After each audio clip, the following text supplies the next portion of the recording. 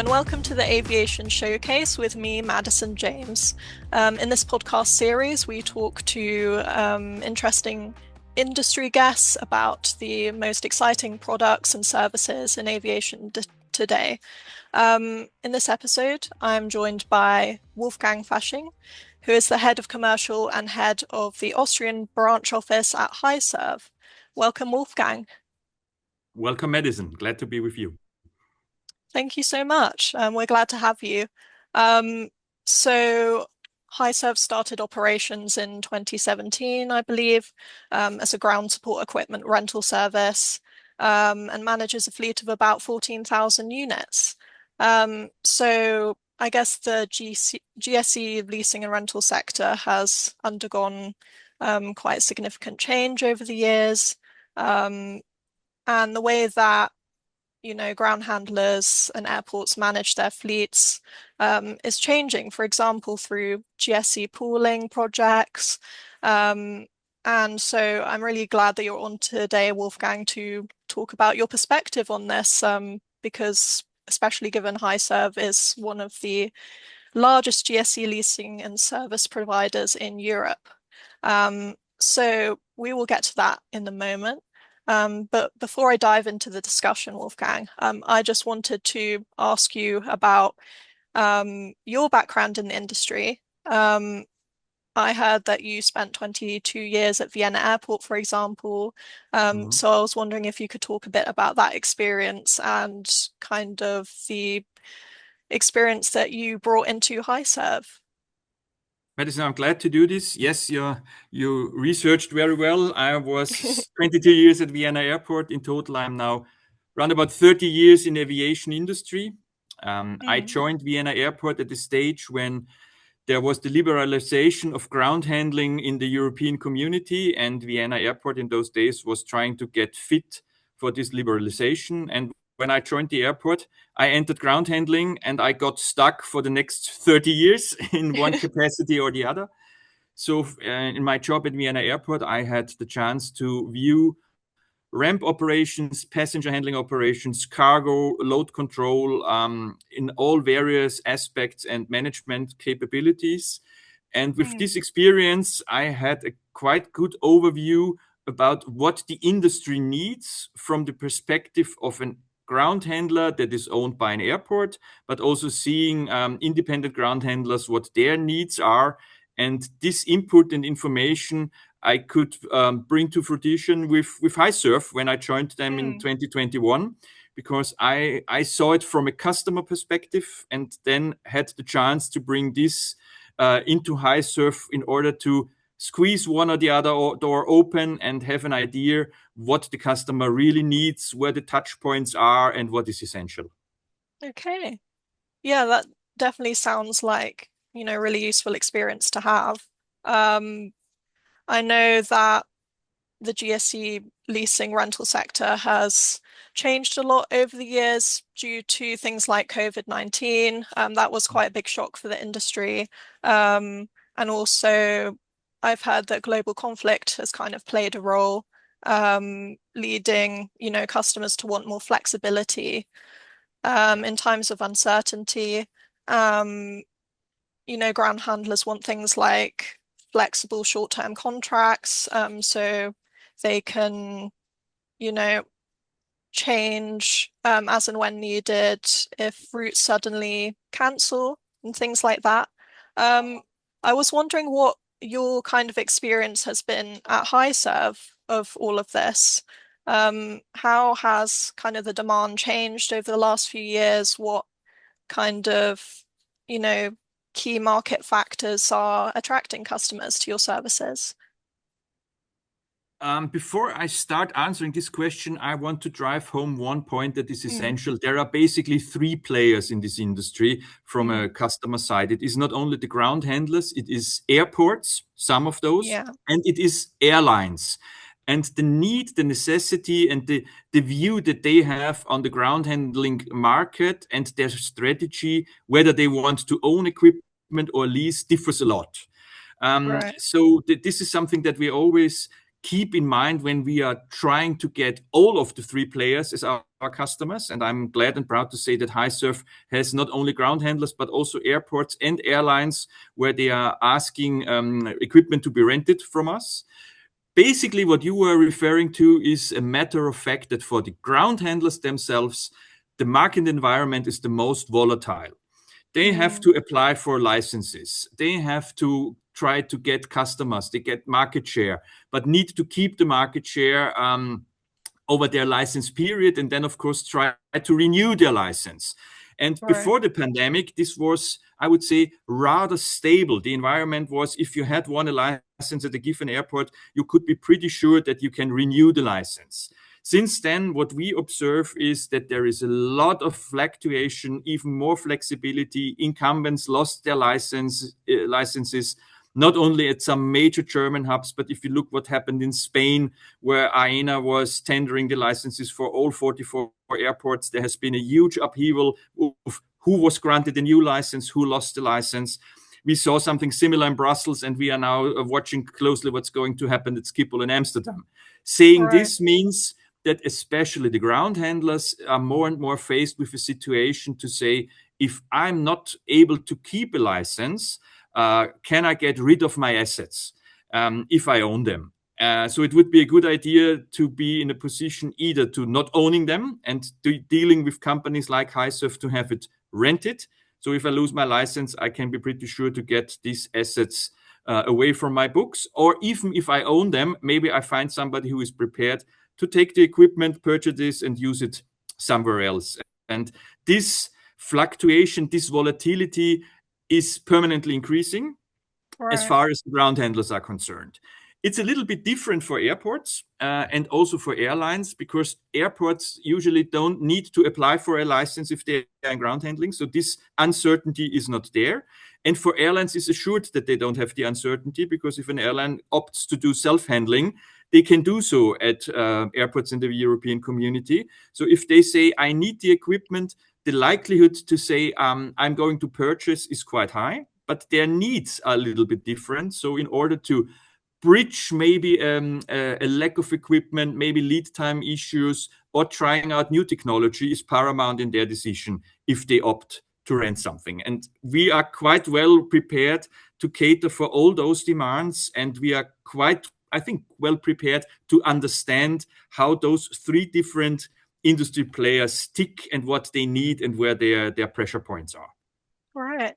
Yeah, I'm quite interested in what you said about uncertainty. Do you think that this is kind of a permanent, fixture in ground handling? Is it something you see continuing into the future? If history is any guide, I would say yes. With 30 years of the Right. aviation industry, if you look at the cycles, there is within 5 to 7 years always a crisis. Looking back, there Mm. was a crisis as far as terror was concerned. There were currency crises with the dollar or with the euro. There were crises with health, not only COVID, but if you remember, there were other crises as well. Geopolitics is always an issue. So the likelihood that after 2, 3, 4 stable years, there might be one or the other problem around the corner is quite high if history is any guide. And I think this is also something that we see currently. Nobody was expecting at the beginning of the year that we have an issue in Middle East. Mm. So basically, yes, I think this volatility is here to stay, Right. forcing everybody to be as flexible as possible. And as I already mentioned, the certainty if I am holding a license that I get this license renewed is as low as it never was in the past in Europe. So if you look at Right. license tenders, the likelihood that I have to lose my license is higher than it was in the past. Not saying that it is a given to lose the license, but the likelihood that, for example, like in Schiphol, the airport authority says we had a number of licenses out, we cut those licenses. All those things are rather new to our industry, forcing and compelling ground handlers to scratch their head to be as lean and flexible as possible. Okay, I see. Um, yeah, it seems like we haven't entered into a new normal, with all these, conflicts happening around the world. Mm. Um, I am interested also in talking about some of the other applications of leasing and rental. Mhm. For example, I've heard that you are leading quite a few interesting projects in GSE pooling, Mhm. which for listeners who may not know, it's a method of GSE management in which different airport service providers basically share equipment with one another. Um, it's not really a common practice, but it's increasing in airports such as London Luton, Hong Kong International Airport, and there's a new airport in Australia even, which has just announced that it's going to be the first one in Australia to start operating a pooled GSE fleet. And I know that HiSERV is actually spearheading a project in Düsseldorf Airport.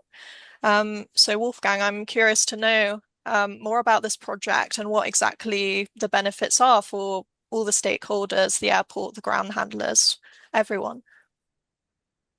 Basically, pooling is something that we are excited about. And me Mm. personally, I'm extremely excited about pooling because philosophically, pooling is about sharing. There is an Right. equipment that is not owned or rented by somebody, but there are many participants trying to make the most out of this.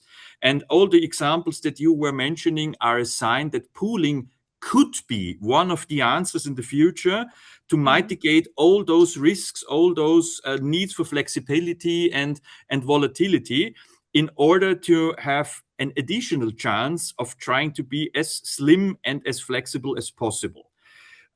This is the philosophical background to this.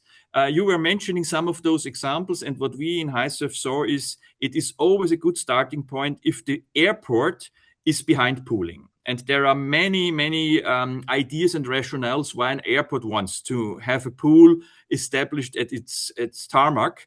One of the Mm. things is usually a pool means that you have less equipment at a given station, because if you share, then you make out the maximum utilization of a given equipment. If you don't pool, there is equipment from one ground handler in operation, maybe the other one is sitting idle and so on. So from a logical point of view, pooling means a maximization of utilization, which is good. There are very often Right. space constraints at airports. So the bigger the equipment, the more space is used. To give an example, like passenger buses or high loaders. So the airport is always intrigued to see that it's not too much space that it is needed for GSE to parking on the ramp, because space is usually always scarce. So if an Mm. airport says he wants to have a pool, he is the best partner that we can think of. And this is, for example, true for the Düsseldorf example, because Düsseldorf Airport was also scratching their head. How can they improve the usage of space? How can they make sure that the equipment brought to the apron is brand new, using brand new technology, etc.? And in Düsseldorf, we are running one of the archetypes of pool that's for non-motorized equipment. So it's baggage Right. carts and container dollies, where a common usage is quite easy because everybody needs them. And therefore, it made a lot of sense for Düsseldorf Airport to establish this kind of pool. Having said that, we must always keep in mind that there are various forms of pools. There is the comprehensive pool where you pool everything. Then there are Right. those specialized pools where equipment that nobody really likes, like air starters, heaters, coolers, that are not used efficiently to pool them because they cost a hell lot of money and are not utilized very much. So this is also one of the examples. The Düsseldorf one is one where non-motorized equipment is used by everybody. So those different kind of pools are in the industry. And we are quite glad to have this kind of pool with Düsseldorf. For example, in Berlin, we are running a smaller pool, but one where this specialized equipment is used, where all the ground handlers can keep their hands on. And for me, it's a sign of the time that this could mitigate some of the issues that ground handlers do have. On the other hand, to take this with a little bit pinch of salt, not all the ground handlers are happy to pool. And this is very often to Mm. do of relative strength. If you are a big ground handler in a given station, you are strong, you have all the equipment, and the pool is beneficial to the smaller pooling partner. So the smaller you Right. are, the higher the benefits. I think the next couple of years will show whether also the very big boys in the industry get an appetite to pool. The medium-sized ones are already there, and we are very glad that we are invited to find solutions. for those problems. Yeah. Um, I'm definitely interested to hear more about the solutions to this because, it seems like it's very beneficial to ground handlers, reducing congestion on the ramp, increasing efficiency. But as you said, a lot of stakeholders seem to be quite reticent about it, Mhm. for the reasons you've mentioned. So in your view, what do you think it will take for us to see this happening at, more airports across the world? I think one prerequisite is if ground handlers themselves find out that the pooling has merits, then it will come naturally. For Right. example, this is true for the pool in Berlin, where we said we could offer something, and ground handlers there were sorting out the issues more or less themselves, with us being an independent arbiter to show them what works. The other solution is that the airport authority themselves push for pooling.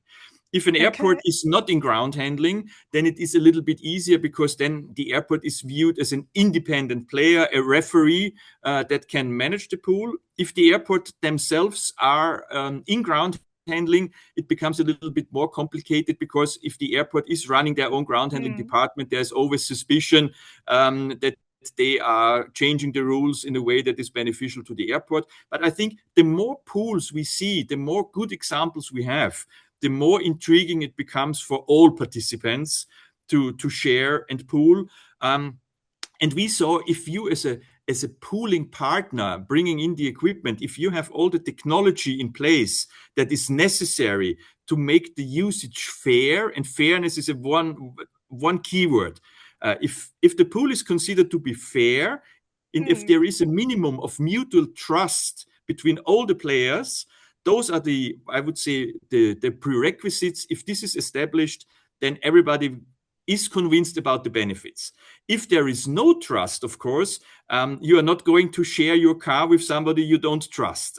So Yeah. I think the building of trust, the building of role models, the building of good examples is essential, that trust is established. And fairness, in the sense of fairness and transparency, are the other ingredients that are necessary for pools to work. And what do I mean with fairness? I think it is paramount from the beginning to sit down together to establish the size of the pool. Because if the pool Right. is too big, it does not make economic sense because everybody is expecting that it costs less money if we pool. So if the pool is so big that there is no economic rationale behind this, then it becomes difficult. On the other hand, if the pool is too small, suddenly the complaints start. Since we pooled, we don't have enough equipment. When I need equipment, it's not there. Or when I need the Mm. equipment, my competitor has his hands on the equipment. So those things need to be established at the very beginning. And if everybody has a say in the process, and if everybody is satisfied, for example, with the fairness, with the size of the pool, then fairness is established. And the last and final aspect is the invoicing. So if the invoicing Mm. is then transparent on criteria that are agreed on by everybody, then everybody feels at ease. If I think that I'm cross-subsidizing somebody else, I get a sour taste in my mouth. But if I have the Right. feeling it is transparent and fair and the criteria used the same for everybody, then a pool has established those necessities that need to be there. And here, Düsseldorf is for me a very good example where all those criteria were met from the design stage, from involving all the participants, all the players, and now we are running the pool now for a couple of months. We are in the invoicing phase where everybody sees transparently why I'm invoiced this part of the pool and this portion, and my competitor is invoiced the other part. So those are for me the pillars of a successful pool. Okay. I see. That sounds quite a promising project then. Um, I am interested to hear more about what you mentioned earlier about technology and kind Mhm. of digitalization. I know that HiSERV offers things like smart fleet and smart tracking. Mhm. Um, and I know that telematics especially is quite important in, keeping track of all the units in the pool. So I was wondering if you could tell me a bit about how you're using technology to kind of bolster this project. Generally speaking, whenever we rent out equipment, it has a telematic box that is smart attached to each equipment. So Mm. smart fleet is the product name that we give it, because with this you have access to your equipment, you know all the telematics, you know the location, you know how much energy is it using. So you have everything that you need to know whenever you get an equipment from HiSERV. For the Right. pool, this type of technology application is insofar of importance because then you see whether the size of the pool is correct. You see what the utilization is. You also see who is having his hands on the equipment.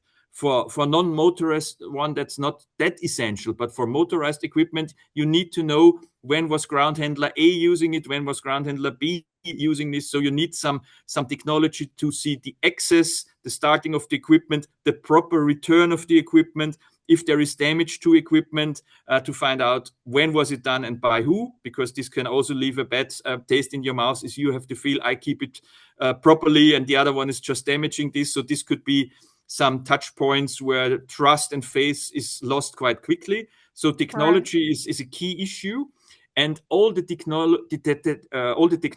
technological ingredients into this are summarized by us under Smart Fleet, because here you can see your fleet irrespective of what OEM you have, because all the Mm. producers have their application, but we want to have an application that runs for all the equipment irrespective of who is the supplier of the equipment. And in my world, Smart Fleet is a super product, but I consider it more as a tool. It is like Right. as an essential tool that you need to apply in order to manage your fleet, that fleet managers have direct access. You have all the maintenance information into this. So basically, you have a tool that keeps you on the latest edge of managing your assets. Okay. I see. Um, and I guess as a final question, just looking towards the future then, um, taking into account all this kind of technology, and the rising popularity of pooling projects, um, do you think that GSE pooling will become a more common sight over the next, say, 5 years? Um, and um, what's next for HiSERV itself? Do you have any, interesting projects or initiatives coming up, both in GSE pooling and, in other areas? So basically, for pooling, my view to the future is that it is here to stay. Right. It will become more and more prominent. It will become more and more important, and I think it will become more and more accepted by industry players. Mm. And if we start pooling of equipment, and if this becomes a common, there are other areas where at the moment everybody says no, no, we will not pool this, but maybe we will come to a situation where we pool stuff as well if people are not that easily found to do ground handling and ramp handling work on the apron. So I think pooling is a concept for the future. The younger generation pools things that we as the older generation are not aware of. So not only in aviation, so sharing is something that is here to stay. I'm Mm. pretty much convinced about this. And from HiSERV, for our future is our footprint in Europe is very well established, and we want to grow this footprint here. But we have also started an amazing, exciting project because we are now also in the United States of America present with our partners for HiSERV USA. So this is something that Right. is highly exciting for us. And we want to be there wherever an opportunity is, bringing our knowledge, bringing our innovation, bringing technology, and bringing also our view in the sense of being an industry partner for all those players, sharing views. And I think the pooling is the one which is one of those areas where we can, from our side, show our competence, but also show that Mm. we are here to listen and understand what our partners need. And for me, that's the amazing thing on pooling. This is one of those areas where it's not just talking and marketing talk, but we can prove and have proof of concept. And I think there is a lot of new opportunities where HiSERV will be present, not only in pooling, but pooling is like, I would say, the shining light to not only claim, but Mm. also prove what we are capable of. Right. Absolutely. That seems like a good note to end on, but thank you so much for coming on, Wolfgang. This is a really interesting topic, and it seems like something that, can bring real benefits to stakeholders. And, once we kind of overcome these challenges, it seems like, as you said, something that will increase in popularity. Um, so thank you so much for coming on. And to our listeners, I hope you enjoyed this episode of the Aviation Showcase. And if there are any other topics you'd like me to discuss or any other guests you'd like us to bring onto the show, please do reach out to me through any social media channels. So yes, thank you. Madison, thank you very much for the invitation. I enjoyed sharing my views with you. Was glad to be invited. Thank you very much. Thank you.